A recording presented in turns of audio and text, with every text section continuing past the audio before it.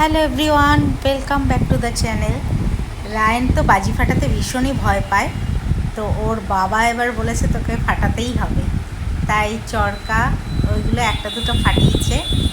দিদানও ভয় পায়, আমিও ভয় পাই। তা রায়ন ফার্স্ট টাইম দিদান বাড়ি বসে দিদানের সাথে বাজি ফাটিয়েছে, সেটাও একটা মেমোরেবল। মানে এগুলো আমি সব স্মৃতি হিসাবে রেখে দিই। আজকে খুব আমার দিদার কথা মনে পড়ছে।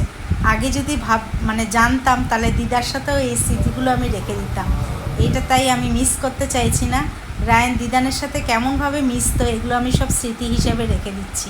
ইউটিউব, ফেসবুক সবসময় যে ইনকামের জন্যই সবাই করে তা না, কিছু স্মৃতি রেখে দেওয়াটাও একটা জরুরি আমার মনে হয়। সেই জন্যই ভিডিও করা। এক একজনের মতামত এক এক রকম, আমার মতামত এটা। তারপর তো ঠাকুর দেখেছি, আর আমাদের এখানেই শক্তিগড়ে খুব সুন্দর ফাংশন হয়েছিল, ফাংশনও দেখেছি। ভিডিওটা ভালো লাগলে অবশ্যই লাইক করবে, শেয়ার করবে।